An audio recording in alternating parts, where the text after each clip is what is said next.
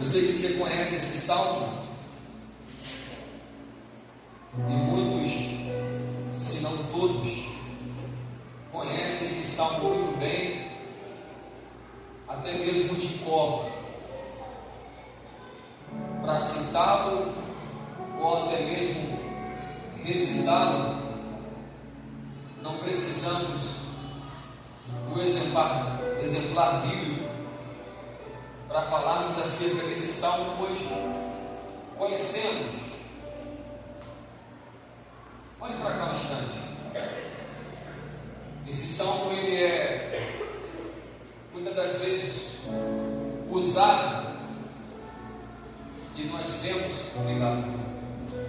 nós vemos em alguns lares que tem o costume de deixar com a Bíblia aberta em cima da sua estante, grifada nesse Salmo 91. Às vezes dentro de um veículo nós vemos uma Bíblia também aberta nesse Salmo 91, porque nós sabemos que a palavra de Deus ela é poderosa. Dentro da Bíblia Sagrada não existe um versículo maior ou mais poderoso que o outro. Toda a palavra de Deus, ela é poderosa. A Bíblia em si só, de Gênesis a Apocalipse, ela é, o assunto central dela é Cristo Jesus. E sendo o assunto central de Gênesis a Apocalipse, ele fala a todo momento, em diversos versículos e capítulos e livros. E aonde nós queremos chegar dentro desse salmo? É um salmo que, na verdade, o livro dos Salmos, a particularidade nele que me chama a atenção é que dentre todos os livros da Bíblia, todos os outros 65 livros, porque a Bíblia tem 66, em todos os 65, sendo profetas maiores, menores, cânticos, históricos, cartas, epístolas, evangelhos, ele é o único livro que você não vai ver escrito acerca de algum profeta entregando uma profecia. Você não vai ver a palavra expresso como nos livros dos profetas, assim diz o Senhor. Você não vai ver Deus entregando ao homem e o homem entregando ao povo. Mas é essa particularidade que me chama a atenção e eu gosto do livro dos Salmos. O que é? É que o livro dos Salmos é o homem trazendo à tona seus desejos e vontades e expressando para Deus em seu momento de muitas das vezes gratidão, angústia, tribulação, tormenta. É o homem trazendo para Deus e expondo para Deus a sua personalidade, a sua humanidade. O livro dos Salmos não é Deus entregando ao homem e o homem passando para o povo, mas é sim o homem deixando florescer o seu coração e entregando para Deus o seu melhor. Você vai perceber que no livro dos Salmos, 150 números. Por que eu estou dizendo números e não capítulos? Porque o livro dos Salmos é um livro de cântico. Então, quando se refere a cânticos, nós não falamos capítulos, mas sim números. São cânticos, são louvores, a qual o salmista, como eu mesmo disse, às vezes num momento de gratidão, às vezes num momento de perseguição, às vezes num momento de muita angústia, porque estás abatido a minha alma, porque te perturbas dentro de mim, às vezes num momento de querer um refúgio, um refrigério, eu olho para os montes, e de onde me virá o socorro? Meu socorro vem do Senhor. Então, é sempre o homem se expressando para Deus. E quando nós chegamos no Salmo de número 91, nós sabemos que dentro desse livro existem muitos autores, como Asaf, Gedutum, muitos levitas. Moisés escreveu alguns, a maioria foi Davi que a qual nós não sabemos quem foi o autor, mas que estão aqui essas riquezas. E o Salmo de número 91 é um salmo anônimo, ou seja, nós não sabemos quem escreveu. Acredito-se que, segundo alguns historiadores, que Moisés tenha escrito esse salmo. E o que esse salmo traz para a nossa vida? O que a palavra de Deus, através desse salmo, tem para nos ensinar nesse dia de hoje? Se verdadeiramente Moisés escreveu, Moisés, ou esse autor, ele se coloca, ele vai se referir dentro desse salmo, falando da proteção de Deus, do livramento de Deus, e ele encerra dizendo sobre a bênção de Deus para o seu povo, ou de forma particular. E ele começa dizendo no verso 1: aquele que habita. Veja que quem está escrevendo, quem está falando acerca desse salmo, salmodiando a Deus com esse salmo, ele não se coloca na primeira pessoa, no singular. Vamos colocar aqui alguns exemplos. Salmo de número 23. Nós sabemos que Davi escreve aquele salmo. Por quê? Porque ele se expressa e dá para ver que é o salmista se expressando ali. Vamos lá? O Senhor é o meu pastor, nada me faltará. Deitar-me faz em verdes pastos, guia-me mansamente às águas tranquilas, refrigera a minha alma e guia-me pelas veredas da justiça por amor do seu nome. Ainda que eu passe, ainda que eu ande pelo vale da sombra da morte, eu não temerei mal algum, porque tu estás comigo. Então você vê que é o próprio salmista que está expressando aquilo.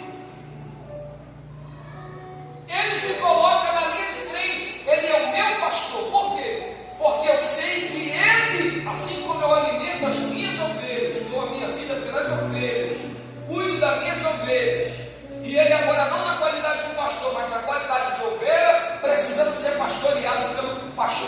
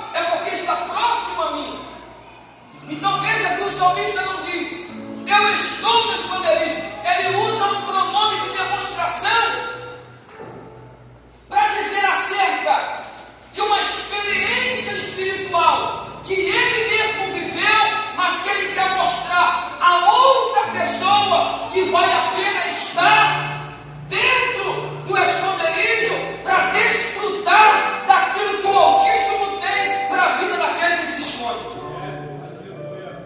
Você está entendendo? Diga amém. Eu não quero confundir sua mente, não é o meu intuito fazer isso. O meu intuito é te passar informações. Como aqui muitas pessoas já me conhecem, eu gosto de pregar assim. A minha preocupação é te passar informações. Então o que o salmista está dizendo? Aquele que habita. Você vai ver que dentro do Salmo 91, ele está falando dele. Ele está falando de uma experiência espiritual que ele viveu, que ele está vivenciando, mas ele não se coloca nessa primeira pessoa. Então ele diz: aquele que habita. Habitar aqui é morar, residir, fazer da casa de Deus a nossa morada. Habitar aqui não é como nós iremos fazer. O nosso bispo, debaixo da direção de Deus, juntamente com todo o ministério que o ladeia, traçou um horário para nós cultuarmos ao Senhor. Então o culto começou às 19 horas e daqui a pouco o culto terminará. Terminando este culto, você vai voltar para a sua residência, para a sua casa, porque no dia de amanhã você volta para o seu trabalho. Mas não é essa a linguagem que o salmista ele emprega aqui. A linguagem que o salmista emprega aqui é aquele que habita, ou seja, aquele que ama, está na casa de Deus, na presença de Deus. Porque veja bem, se eu um dia entrei pelas portas da casa de Deus como pecador, e por ouvir a palavra, e ouvindo a mesma, o Espírito Santo me convenceu no pecado, e eu me arrependi, como foi falado, metanoia, foi gerado em mim um arrependimento de mente, coração, emoções, arrependimento volitivo, de vontade, ou seja, eu me arrependi de coisas dentro da minha mente. O Espírito Santo tocou as minhas emoções e gerou em mim a vontade de me arrepender, de me lançar, e eu me lancei. Agora que eu me lancei e abri a minha vida para Jesus, 1 Coríntios capítulo 3, verso 16, Paulo diz: não sabeis que sois templo de Deus, vírgula, e que o Espírito Santo habita em vós. Veja que ele usa o termo habitar, ou seja, o que Paulo quer dizer aos Coríntios? Que através do arrependimento e da salvação, da redenção de Cristo, nós nos tornamos a habitação do Espírito Santo. Ele entrou na sua vida e ele mora aí dentro. Ele reside aí dentro. Nós não somos como a igreja de Laodiceia, que o Espírito de Deus, o próprio Jesus, está batendo na porta dizendo: eis que eu estou à porta e bato. Se entrar, eu entrarei. Se abrir, eu entrarei e serei contigo e tu comigo. Nós somos a habitação do Espírito Santo. E se nós somos templo do Espírito Santo de Deus, habita em nós, quem é e quem tem o Espírito Santo habitando na sua vida, ele não tem outro desejo senão de querer habitar na casa de Deus.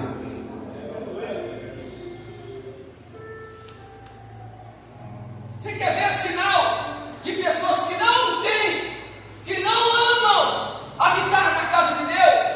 Você quer ver um exemplo de alguém que não tem a presença de Deus como habitação no seu coração e que deixou Jesus na porta de fora do seu coração batendo? É só você passar um pouco da hora nesse E esse pastor já passou 10 minutos. E o presbítero já está enchendo de linguiça, desculpa pela expressão. Sinais de que não amam estar na casa de Deus, amam estar numa praça de alimentação. Para ele não tem hora. Para ele pode dar a hora que for, estando ali se alimentando, comendo do bom e do melhor, não importa a hora.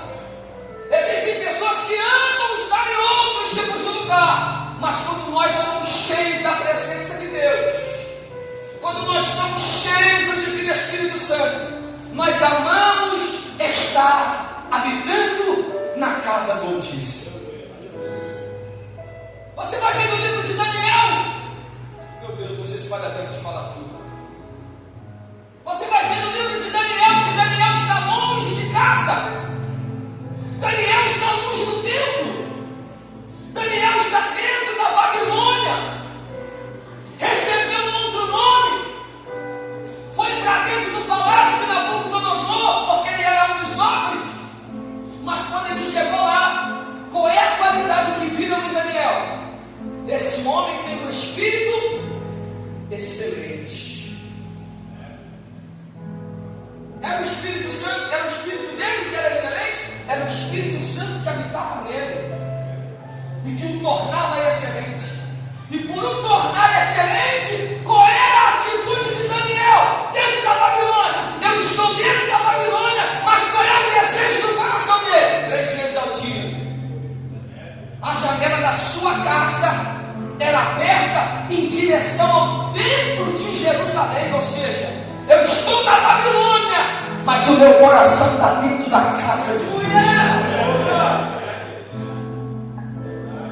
Eu estou dentro da Babilônia, eu estou servindo a Nabucodonosor, eu presto reverência, submissão e respeito, mas a minha vontade é estar em Jerusalém, na casa do Altíssimo.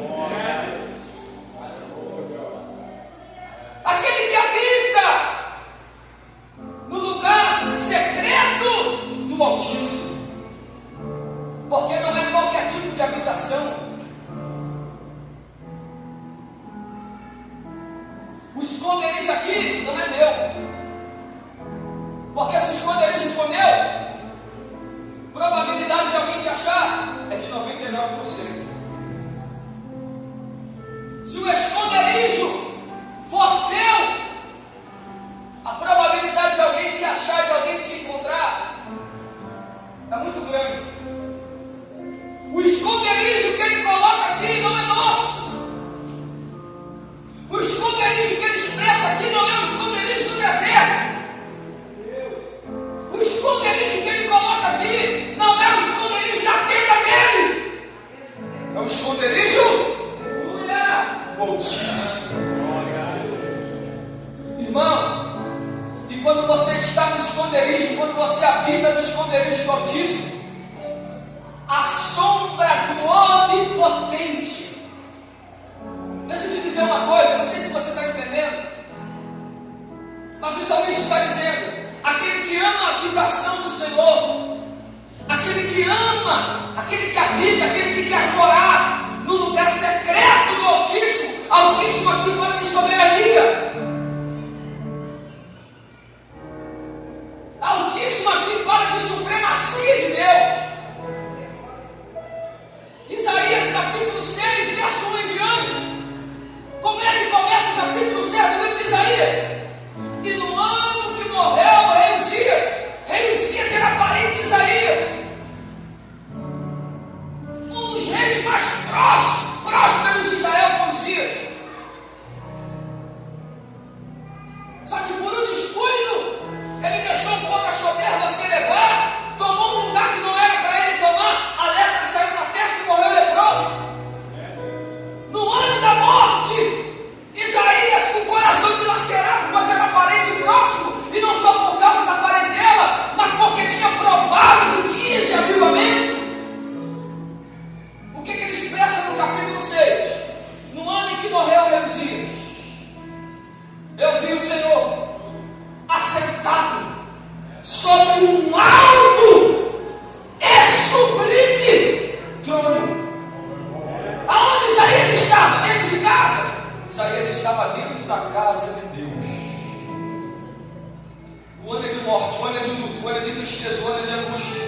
mas eu vou para a igreja.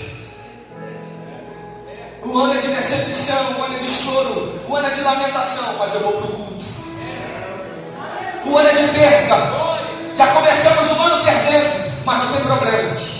Perco casa, perco dinheiro, perco trabalho, perco a vida financeira, perco coisas, perco sapato, perco roupa, mas não perco a essência, mas não perco a presença, mas não perco a oportunidade de estar diante da casa daquele que pode levar qualquer situação da minha vida.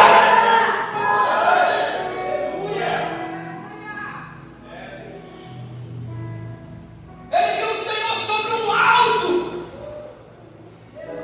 e sublime. Ele viu o Altíssimo, ele viu esse esconderijo. Aquele que habita no lugar secreto do Altíssimo permanecerá debaixo da sombra do Onipotente. Porque todo aquele que ama, todo aquele que quer morar, todo aquele que ama a casa de Deus e prova da soberania do Altíssimo, ele tem uma compensação do Altíssimo. O quê? A revelação do atributo de Deus, onipotência. Você sabe o que é onipotente? Onipotente quer dizer aquele que pode todas as coisas e não depende de ninguém para nada. E esse atributo só Deus pode falar, só Deus pode bater no peito e dizer: eu sou onipotente. Eu não posso dizer para você: eu sou onipotente, porque eu não tenho poder para fazer todas as coisas. Eu sou limitado. Como diz um irmão da nossa igreja, eu sou terráqueo, comedor de arroz e feijão. Aquele que habita no esconderijo do Altíssimo permanecerá debaixo da sombra do Onipotente. Sabe o que é isso? O salmista está dizendo: aquele que está, aquele que ama morar, aquele que está morando, aquele que ama habitar na casa de Deus, provará da onipotência de Deus.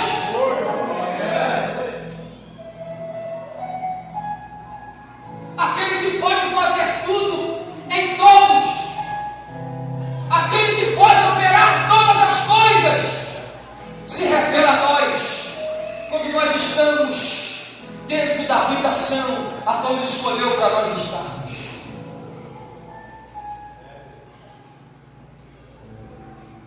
Deus chama Moisés e diz: vai lá, eu tenho uma missão para você.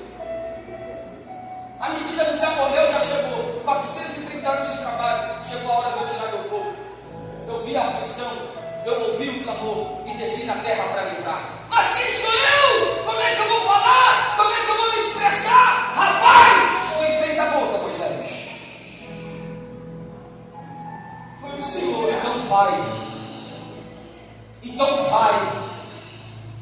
Então vai, porque eu vou colocar as palavras certas. Tudo bem, eu aceito a missão, mas quando eu chegar lá no Egito e falar e contar todas essas coisas que me aconteceram aqui, que a árvore falou comigo, que a sarça não se consumia, que o Senhor falou ao meu coração, me deu uma missão, qual é o nome que eu vou apresentar para o povo que o Senhor escolheu? Diga para eles que o eu sou, o que sou, me enviou a voz.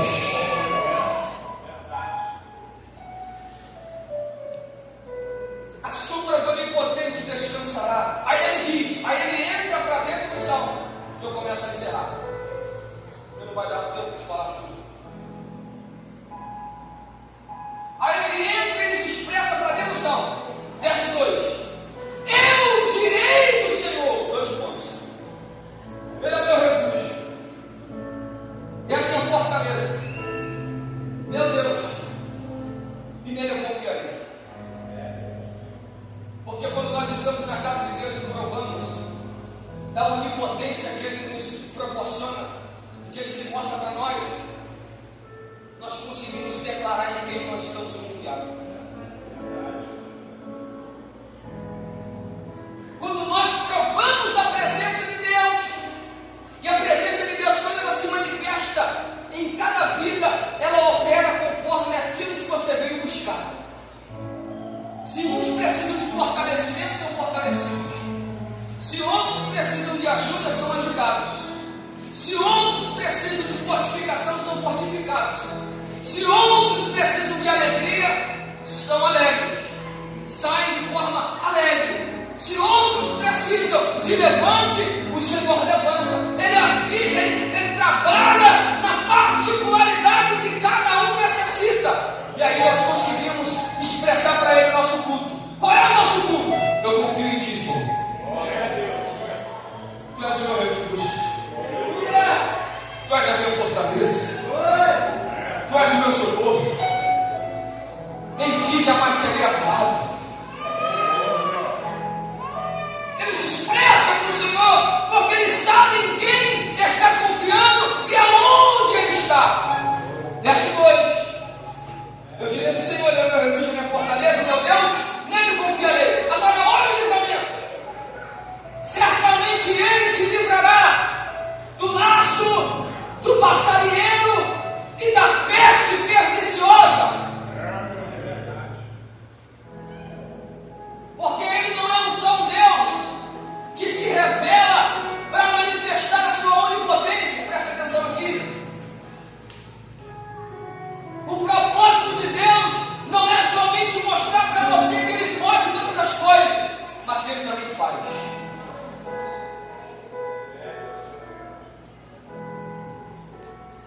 Salmo de número 46 é muito interessante a ficção. Sabe por quê? Porque ele expressa três coisas: Deus é, Deus está e Deus faz. Salmo de número 46. Deus é o quê? Nosso refúgio e fortaleza.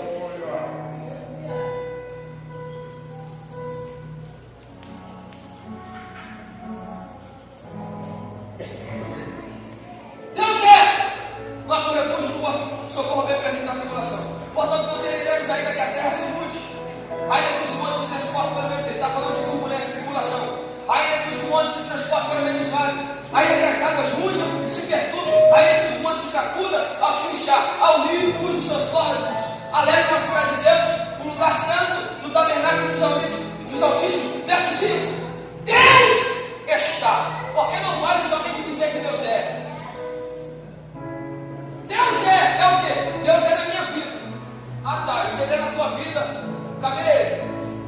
Não, Ele é, mas Ele está presente. Deus está aonde? No meio dela e não será abalada.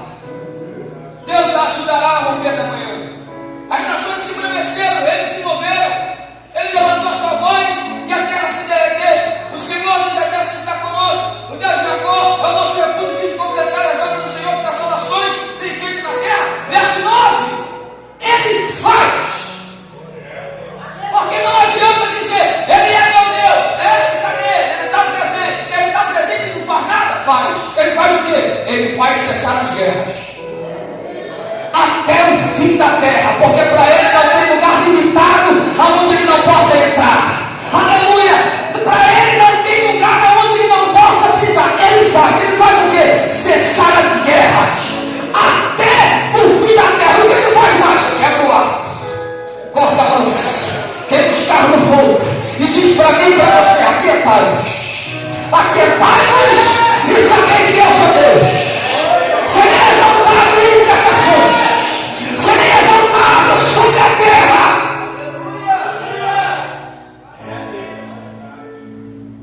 Ele te livra do laço. E o interessante aqui, irmão, é que Ele não corta o laço, Ele te livra do laço. Eu acho interessante isso, irmão. O agir de Deus, Ele confunde a mente do adversário da nossa alma.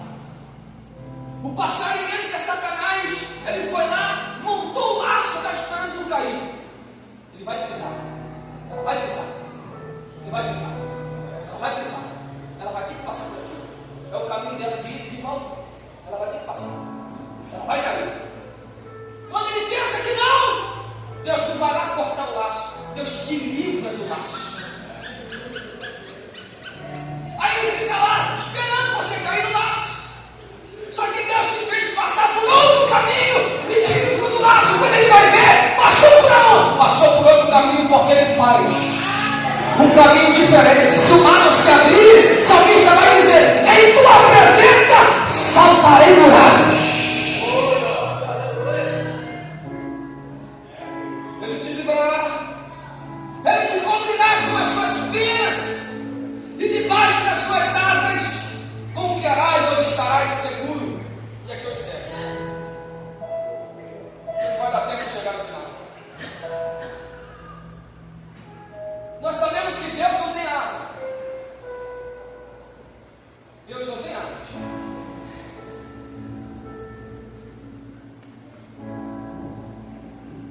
Como assim, presbítero? Deus não tem asas? Deus não tem asas. Essa é uma linguagem figurada. Porque se a Bíblia fosse escrita pelo próprio Deus, não entenderíamos. Se a Bíblia fosse escrita por anjos, não entenderíamos.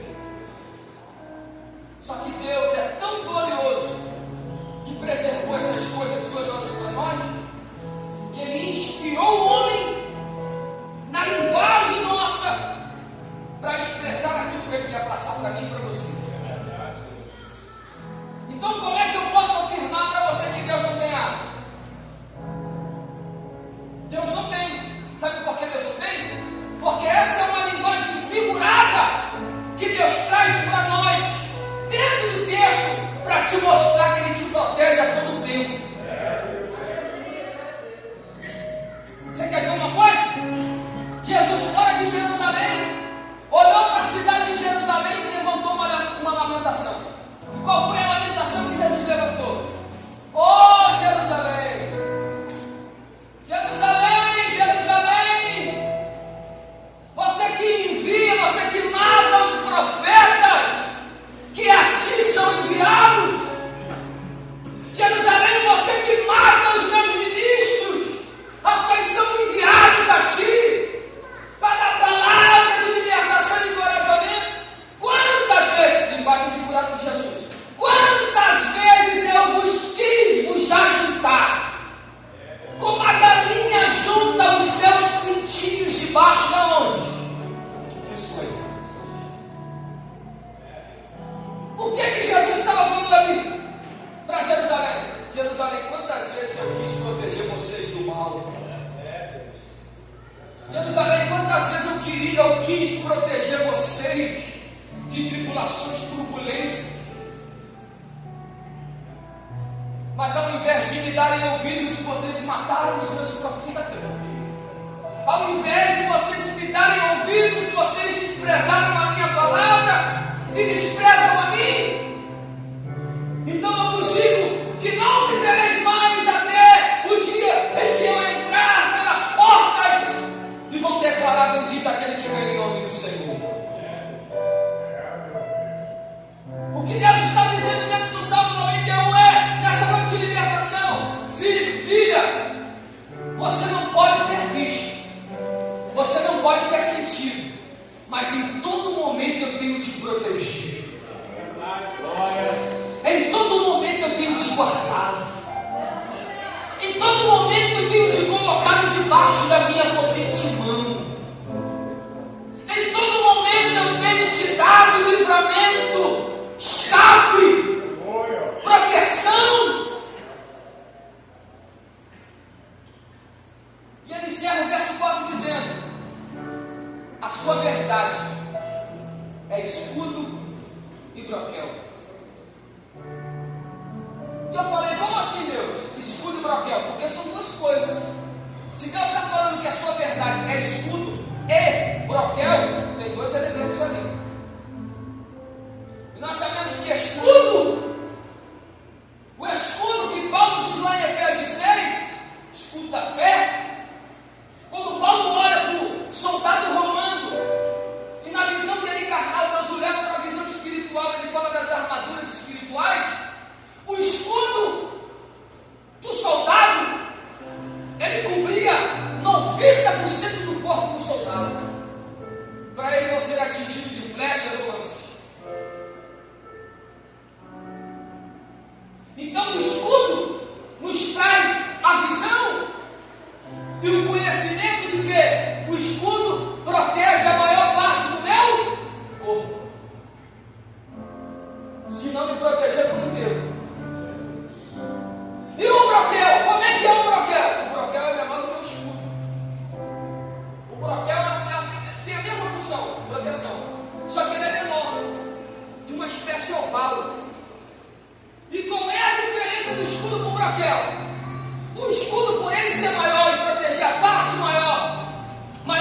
meu corpo, ele é pesado e não tem como andar. Ou eu me protejo, eu ando. E o broquel? O broquel te dá essa facilidade de não te proteger totalmente, mas de você avançar e se protegendo e avançando. O que a palavra de Deus está mostrando para nós? A sua verdade é escudo e broquel, porque haverá momentos da nossa vida de lutas e adversidades que não vai dar para atacar. Vai haver momentos em que precisaremos paralisar um pouco, esperar o escudo de Deus nos proteger. E quando estivermos totalmente protegidos, nós veremos o sinal verde dizendo: avança, filho, porque eu também sou o teu broquel. Avança, porque eu não te colocarei vulnerável a tudo. Te darei broquel para que você continue avançando, levando a verdade, levando a minha palavra.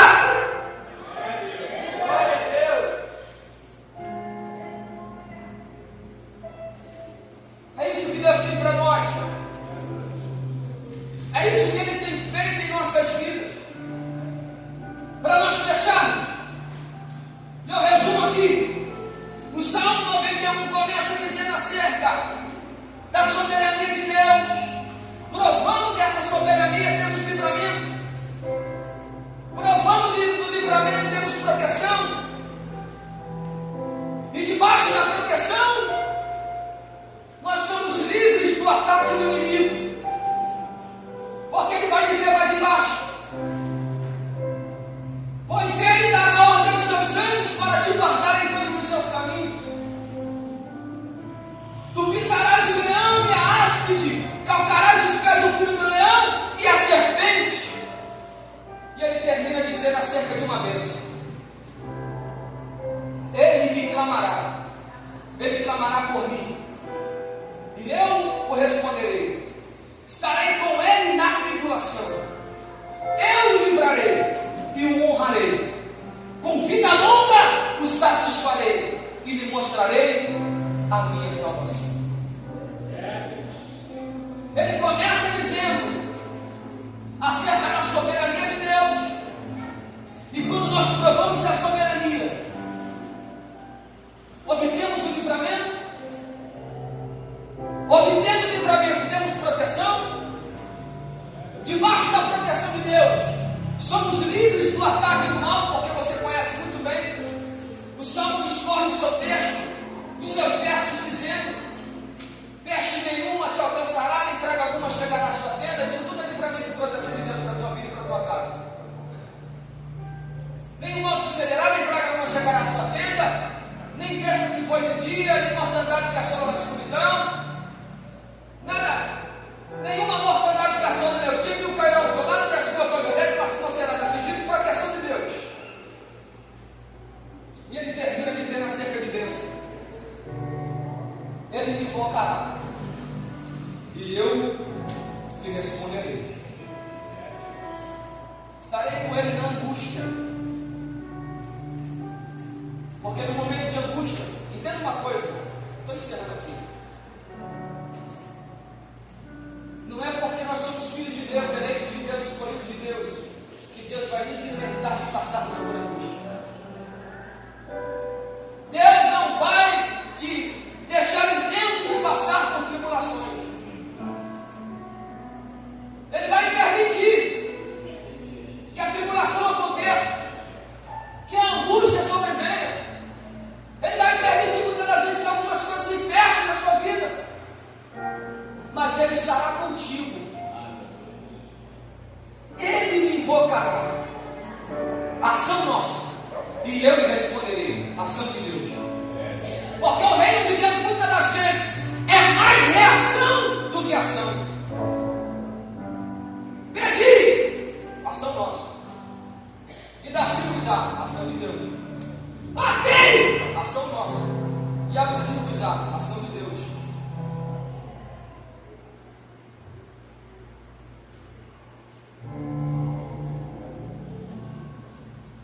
Jeremias capítulo 33, verso 3: clama a mim, ação nossa, e eu lhe responderei, ação de Deus. Quando nós agimos, Ele reage. Estarei com Ele na angústia.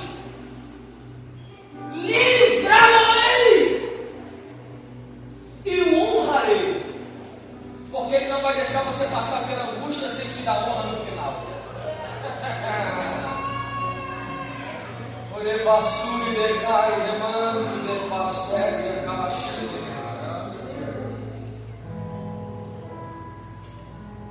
Ele não vai deixar você passar pelo deserto, pelo vale, e no final, qual é o final? Ah, o final é morte, isso não é Deus.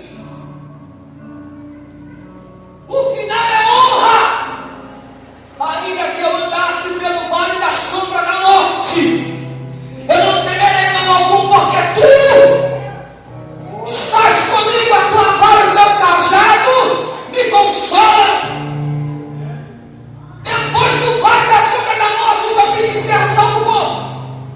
Então eu morri, fiquei ali por alguns instantes e fui sucumbindo. Ainda que eu ande pelo vale da sombra da morte, não temerei mal algum, porque tu estás comigo, a tua vara e o teu cajado me consola. Porque ele prepara-te uma mesa.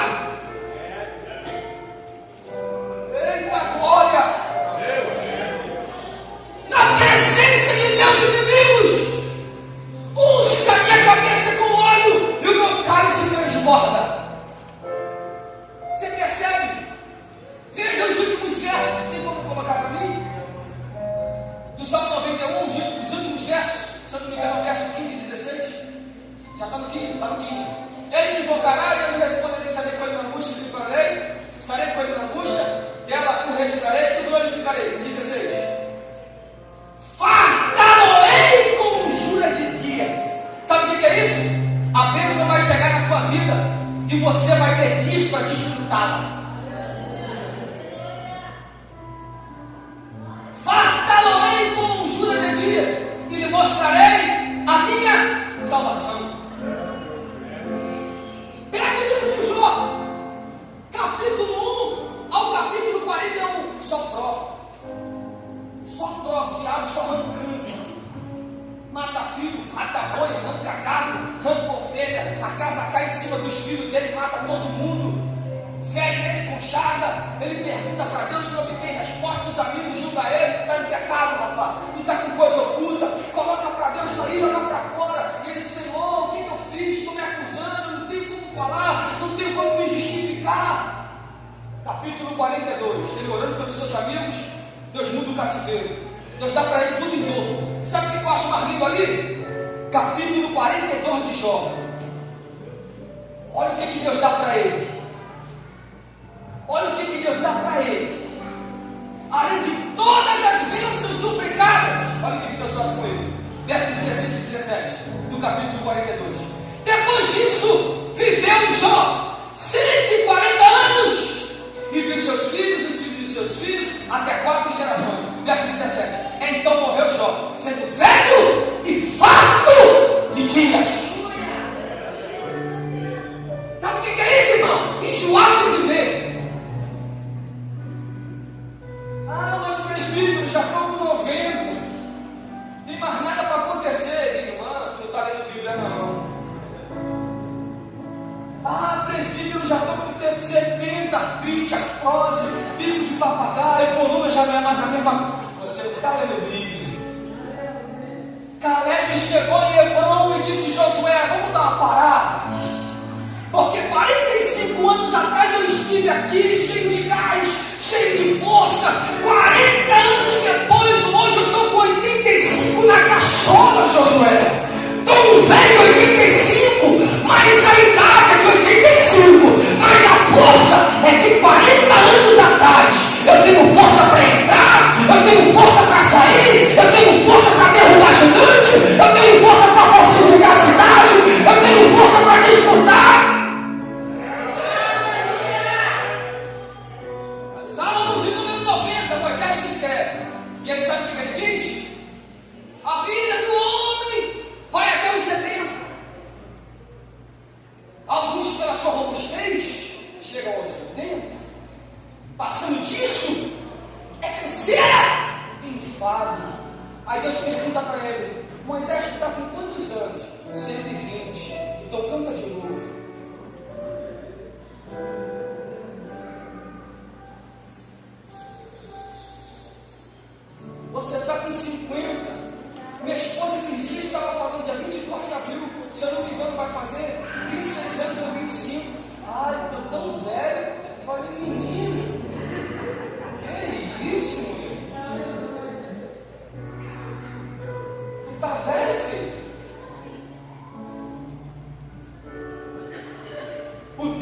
Isso é passado, verdade.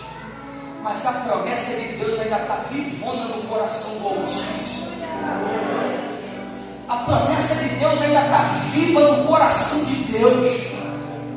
E Ele escolheu este ano de 2024 para te dizer: prepara o teu coração, a tua casa, a tua aljava, a tua vida, porque vai começar a brotar dentro da tua casa, da tua parentela, no meio dos teus, dentro do teu ambiente de trabalho, não sei aonde, mas Deus fará você crescer e multiplicar e te abençoará muitíssimo ainda. Eu profetizo essa palavra no seu coração. Não pense que é o teu fim, mas você vai provar daquilo ali, da palavra de Deus. Fartá-lo-ei de dias e lhe mostrarei a minha salvação, porque o nosso final é com salvação.